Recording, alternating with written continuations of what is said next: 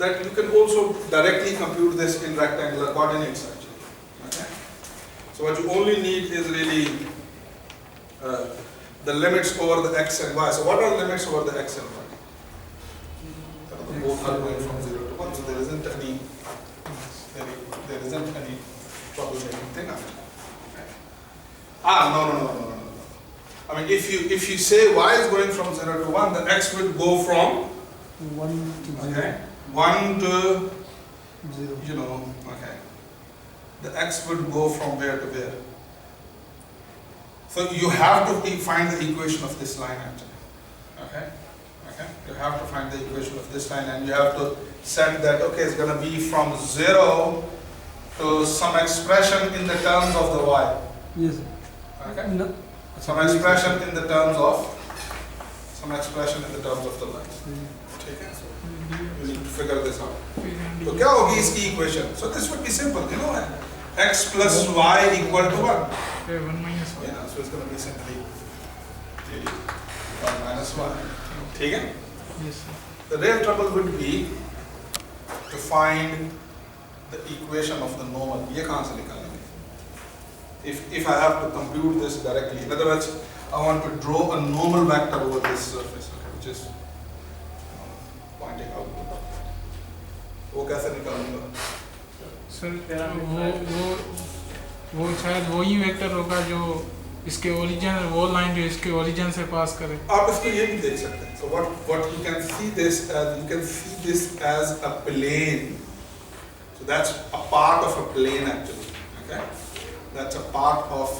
So what would be the equation of a line that passes through this plane? You know, these 3 points actually. Okay, so you can easily find the equation of the plane. The equation of the plane is going to be really, this x plus y plus z equal to the 1. Okay? So I'm not talking about the entire plane, but I'm talking about only, this triangular part of the plane actually. Or I mean, if you want to, for example, find a normal vector to an equation whose rectangular equation is given to you, just first write it in this form. Yes, y equal to 0. And then the normal is going to be the gradient of the g over the magnitude of the gradient of the g. Okay? So what would be the gx, y, z in this case? X plus y plus z minus 1. Exactly. It's going to be x plus y plus z and minus 1. Minus 1. Okay? X plus y plus z and g of x, y, z is going to be what? X plus y plus z minus 1. So you can directly compute the same. Really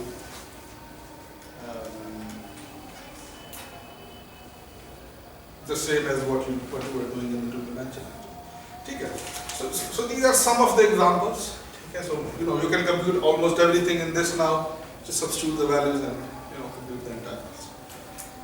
So there are, I think, 2, 3, 4 problems in the exercise sheet that I have uploaded. Okay. About the Stokes theorem. So give them a go. Okay. Give them a go. Probably I'll upload the solutions of it by the end of this week actually. So if you want to, for example, have a comment of mine on your solutions, then you can come and discuss with me. So that's important that we should learn these dynamics. So this was like computing the surface integral without parameterization. Okay? We will be mostly restricting ourselves with parameterization. But you can also, have the, you can also get this equation without parameterization actually. You can solve this problem without parameterization as well. By the way, think about it. If you know this equation, then finding parameterization is easy, isn't it? X plus y plus z equal to 1. So what would be the parameterization of this actually? So it's going to be PUV.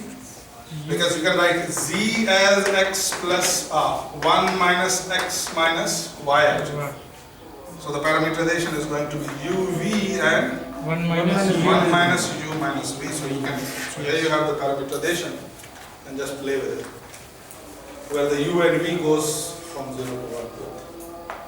Okay?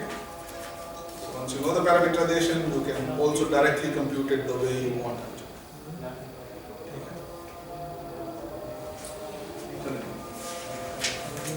That's really the Stokes theorem is, which roughly tells you that the really total, the net circulation of F that is going on, on the entire surface, the sum of all microscopic circulations that are going on entire surface will be equal to the net circulation that is going on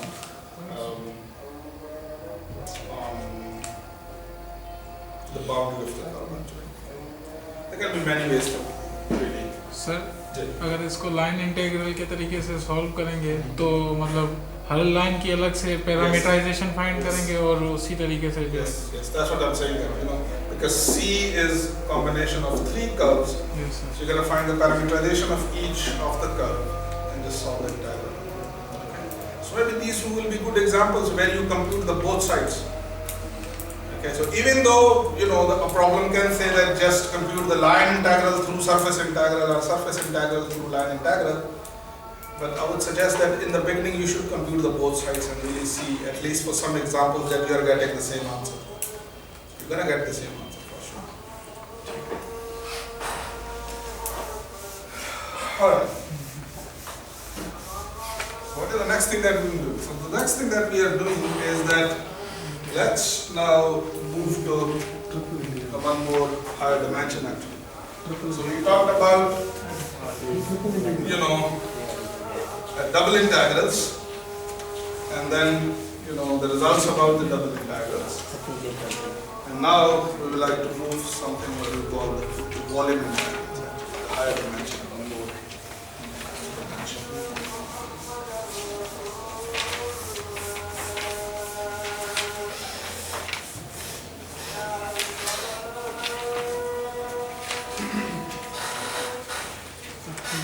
So when we started our discussion about double integral, from where we started?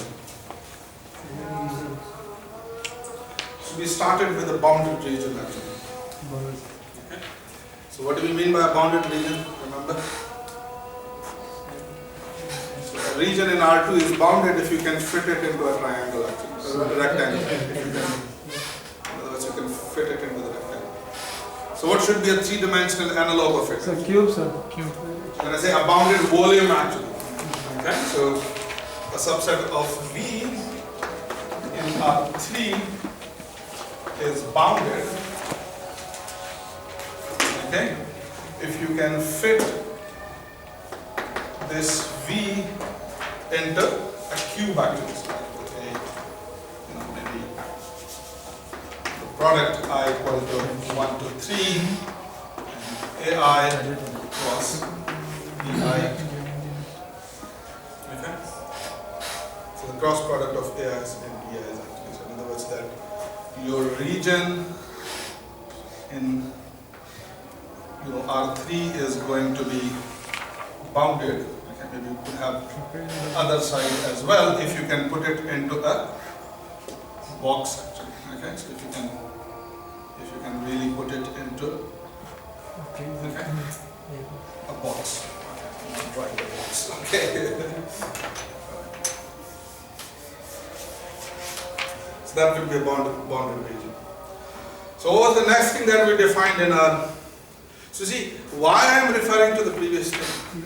Because I am defining that it's really coherently you are going to the higher dimension, and it will not be difficult to go from 3 to 4 dimension and 4 to 5 dimension actually. You're gonna really follow the same path. Follow the same path. You're gonna build the theory in 9 dimension, higher dimension actually.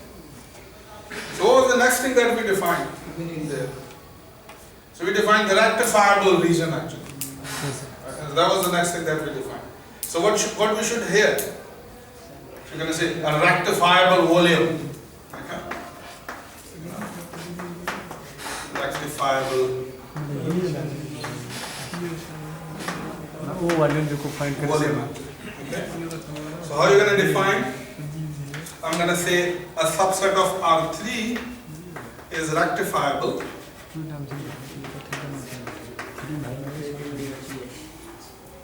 if you compute the volume of this V, which may be written as a triple integral, which I'm going to really interpret in a minute. Okay, what does this mean? Okay, over the V, we integrate simply dx, dy, and dz, and it turns out to be finite. Okay, so I'm going to call this region as. So what does this is telling you roughly?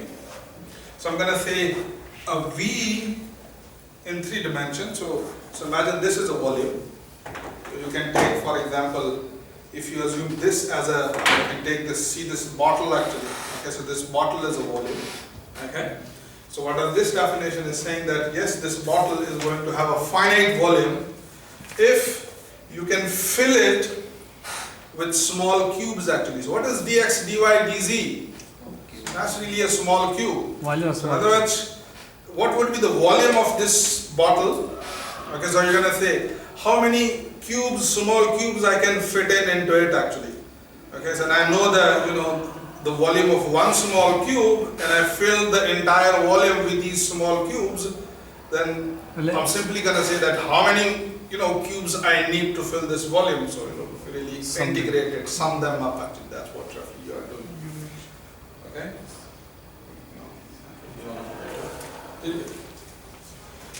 So what was the next thing that we did in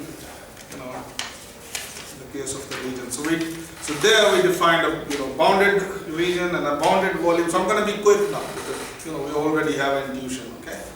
So the next thing was we defined the Fubini type regions actually. Yes. Okay. So type regions. So in other words, you have what do you call? So what do you think? What's coming now? Fubini type volumes actually. Okay. Fubini type curve, Fubini type surface. Okay. So Fubini type really volumes.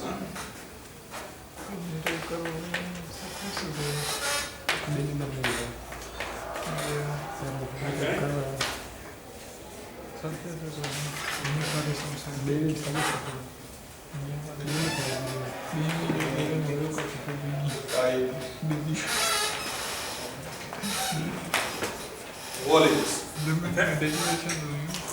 So what would be the type 1 volume? What do you think? What would be the type 1 volume? बोतल और जो like cylinder फिर 2 type होंगे. अगर फुबीनी type 1 की बात करते हैं तो मतलब उनके एक्स वाले जो वर्टिकल लाइंस हो, बाकी किसी 2 जो है वो कोई. Imagine the cake that we used to eat in our breakfast when we were young actually. Okay?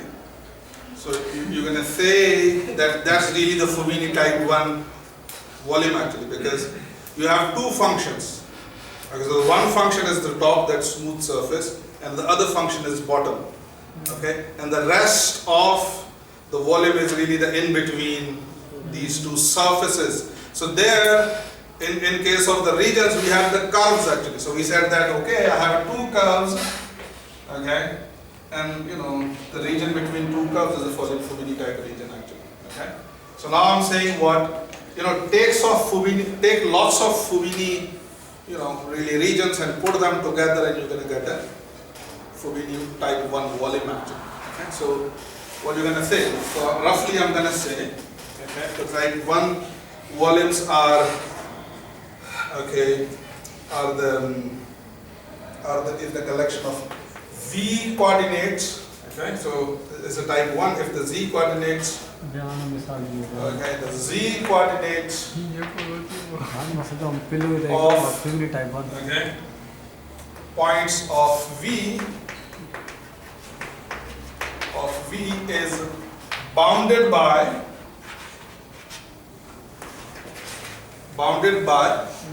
2 functions of x and y. So one function of x and y would be the upper surface, making the top of the boundary, the top of the volume, and the other is going to be the bottom of the volume, bounded by 2 functions of xy. Okay. Now about type 2.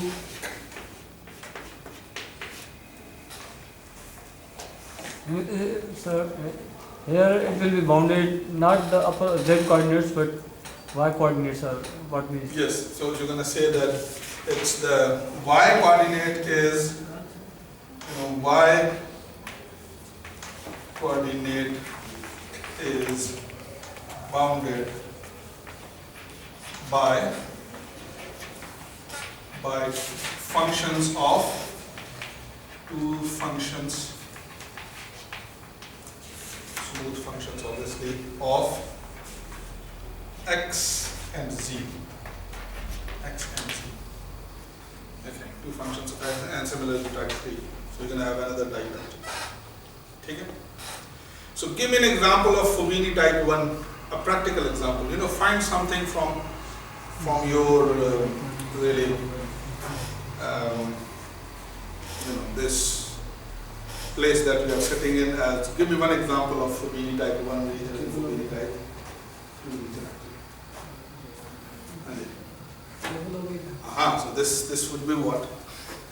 This is the multiple kind. It could be used as a multiple example actually. Okay, so that's really a Fubini type 1 region actually. Yes. Because that's one function of x and y, the surface, and you have the other function of x and y, and the graph of function of x and y, and all the coordinates, the points, okay, in this what we call volume. The z coordinates of those points are going to be between these two, always lying these surfaces actually. Okay? And what would be the Fubini type 2 region? So, if you just rotate it, well, that's a Fubini type 2 now. Okay? Think about it. That's really Fubini type 2. So, you're going to say that really all y coordinates are bounded between two functions actually. They're getting the point. Yes. So you can find different kind of curves that the objects that can basically that you can use as the examples. You can find some of the examples. Okay. All right.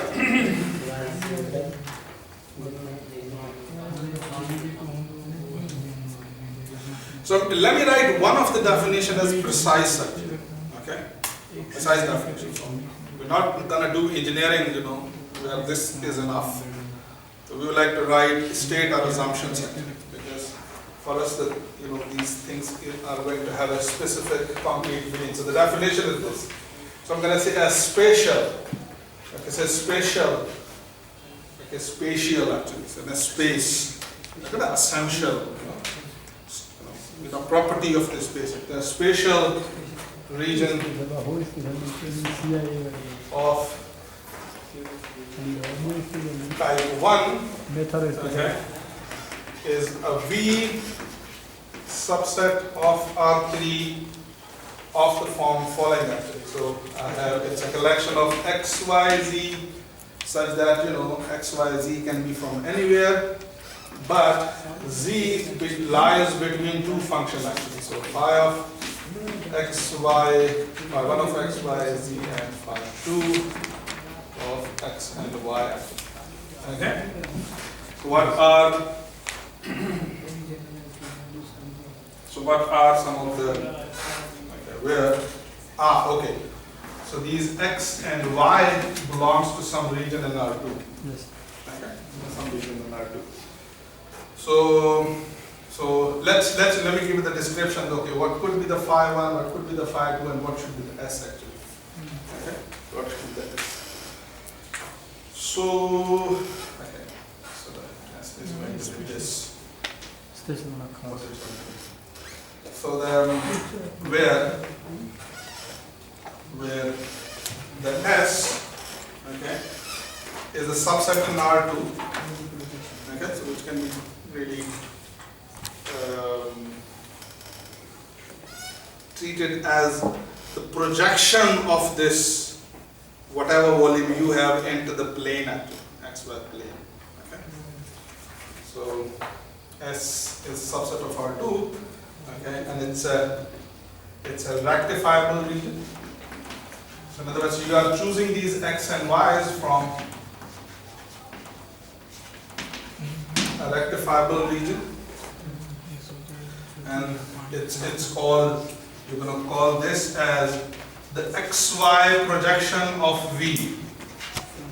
Okay? So it's an XY projection of V. So take a surface, okay, and what is a shadow of it in two dimension actually. And the assumptions on 2 are that phi i's are the maps that are defined on this S, okay, defined on this S into R, okay, and they are what? Are continuous. Okay? Continuous. So for this region, what name should I give to this and this surface actually? Really. And imagine that these guys doesn't exist for now. So these are the boundaries now. So when you have a three-dimensional volume, the boundaries are not going to be curves, but they are going to be surfaces. So for example, see this room. Okay. So what is the boundary of this? The walls. So the walls. The walls are the two-dimensional object. They are not the one-dimensional object actually. Okay. So these phi i's, where I could be 1 and 2, are not only continuous, but they can be treated as really the boundaries of V, the boundary functions of V actually. Okay, and what should be the third condition?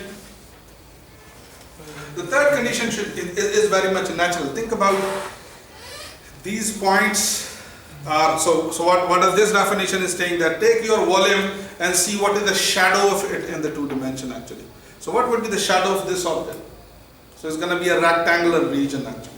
Okay, so I can treat this bottom as a map from this rectangular region onto this what do you call surface, and this top I can treat another map from this rectangle whose domain is this rectangular region, and the outputs are basically this top surface actually.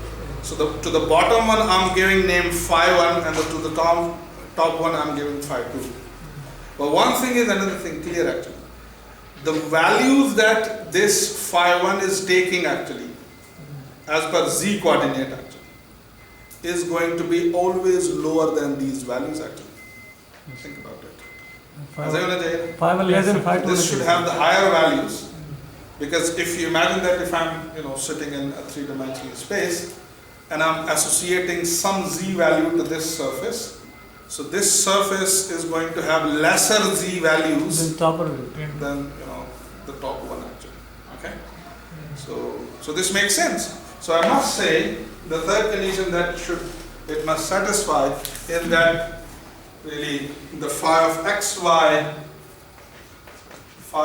xy should be less than phi 1 of xy should be phi 2 of xy.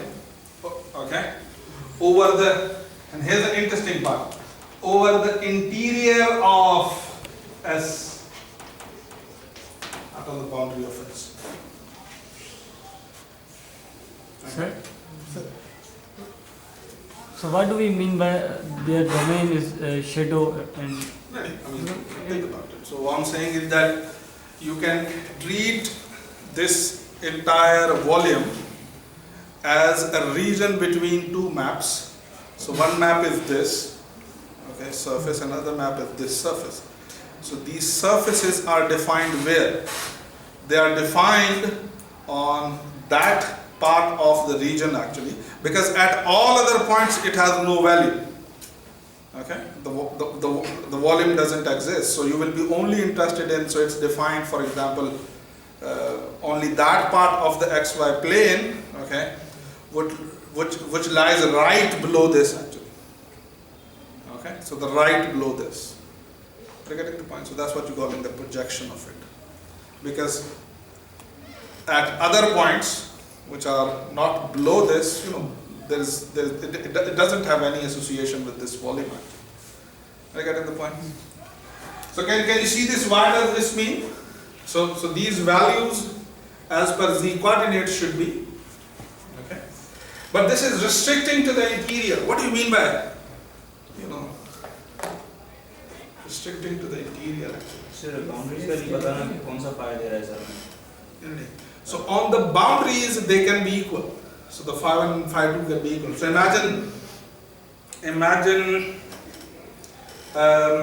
imagine something like this actually. Something like this. Okay. So we just made one picture. So do we have? And yes. So imagine some surface like this. Okay. Okay. Something like this. Okay. So the better would be to. So here's it. So imagine this surface. Okay. Correct. So I would like to give a non-trivial example. So what would be the best example?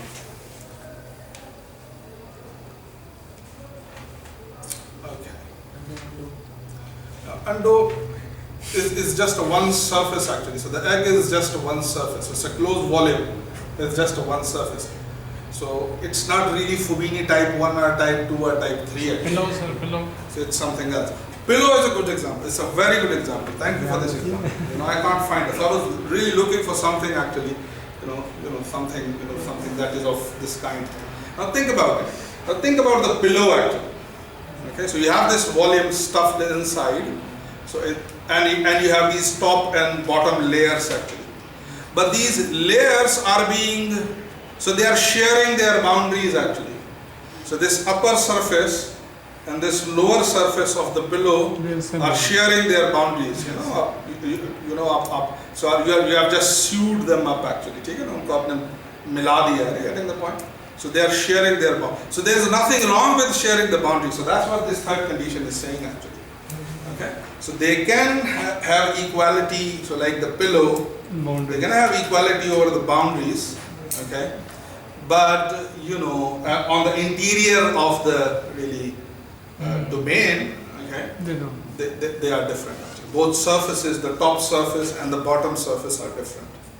Okay, is it making sense? Yes. So think about it. How a beautiful set of ideas has been written in this, really mathematical and precise language actually. Yes. Okay, and sometimes really we just get lost in these mathematical details so much that we get no idea that what the heck is going on. But if you really look at it, just every single piece makes sense. Okay, and those who defined this for the first time, how clever these people would be. Think about it. It's a very clever idea to really define things. It's a very, very clever set of ideas, isn't it? Allah tawfiq de.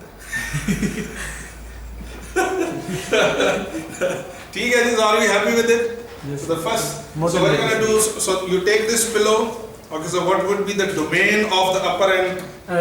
So it's going to be the shadow of it, so it's going to be a rectangle, okay, maybe a semi-rectangle, something like that, okay, and then the second condition is telling you this, that the top and the bottom of the surface is really both continuous. They can be treated as the boundary of the volume, okay, and what? And the last part is saying that the upper surface always has higher values than this lower surface, which is creating this, the entire region. But they can agree on the boundary. So I'm not putting a restriction that they can't agree. They can agree. It's a very generic picture. And similarly, you can picture all these things in higher dimensions as well. All right. So what was the next thing that we did in 2 dimensions?